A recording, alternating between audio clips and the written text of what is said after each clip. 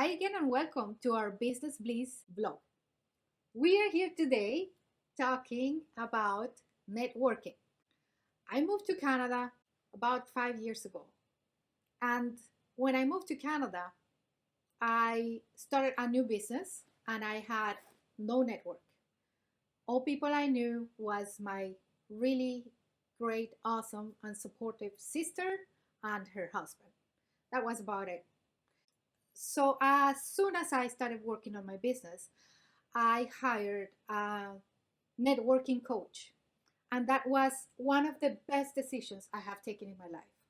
Actually, she taught me so many things, but I think the one thing that I learned from her is that there is something called social capital, and that is the greatest asset that you can have.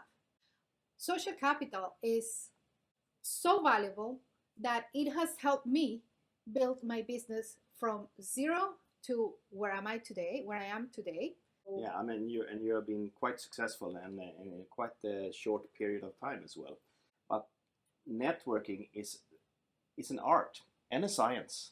There are methodologies in networking. It's not just that you try to be friendly and get a lot of good contacts. It's much more to that, isn't it? Yeah, it's not going to an event and getting 150 business cards. That's not networking. Networking is building valuable relationships that will last for life. It's at the end making friends and making friends in business. Every business needs networking because there is always need for help and there is always someone willing to help as long as you they care about you. So and you can get, you know, you can not only get customers, you can also get supplier discounts, you can get financing, you can get um, a nanny for your kids while you go and work. I don't know. Networking is a broad subject. I mean, it's also creating a big network within your customer. If you have a large customer, stakeholder management is kind of a networking as well. But when it comes to referral networking, I believe that quality is much more important than quantity.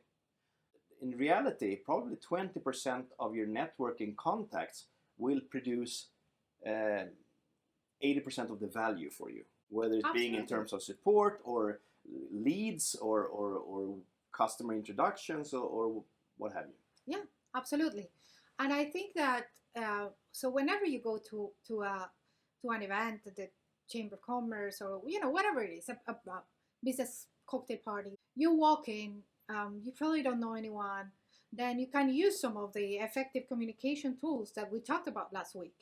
But then, okay, you talk to a few people, you get their business cards, you say, this person can help me for this, for that. And then you go home and you forget about it and you go on with your life and you never talk to them again. And that is a waste of time and a waste of opportunity because you first need to get in touch with that people. You need to start building a relationship. Let's go for a cup of coffee. Let's go for a glass of wine, whatever you prefer, whatever, adapts better to the situation. And you start building from there. You find some things in common. You spend time together. You maybe go play golf together. You, whatever it is, you have to be authentic. You have to, build a relationship with that person. And also, you're doing that not expecting getting benefit from that person. Actually, the way a good networking, a good group of networking group works is that everyone there is there to give, because if they see that you care about them, they're going to care about you. Yeah. And they're going to care about your business, and they want you to be successful and they want to help you. So that is the secret of networking. But I think another thing is important here if we talk about structure, because there are so many events that you go to and you stand there and having a glass of wine and talk to the same people over and over and again and basically wasting your time. So you have to be good at qualifying which events or which, let's say, different forums produce value for you. The second thing I think is important is that, these kind of events are never for selling.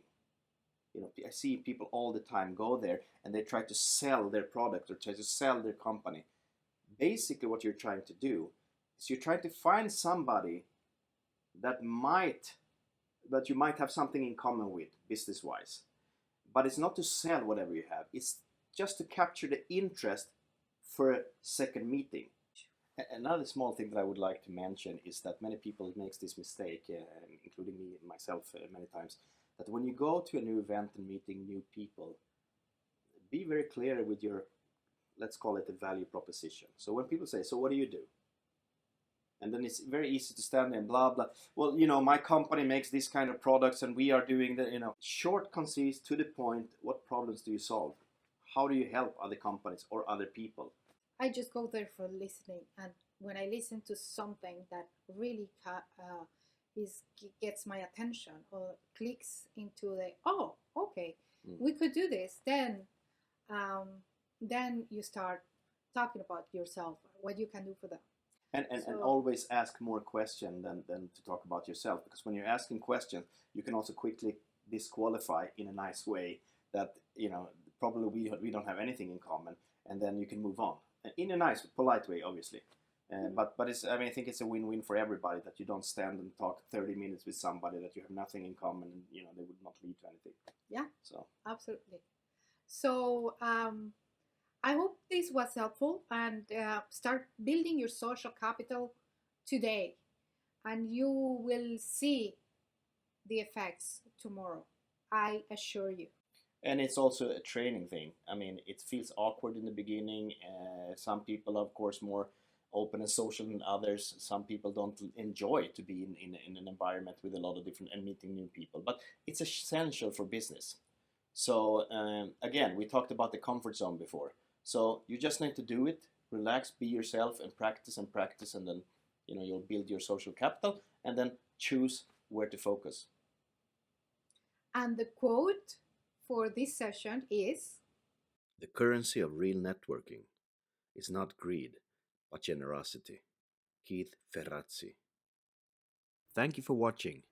If you like this video, don't forget to subscribe. You can also find more sources about networking in the comments below.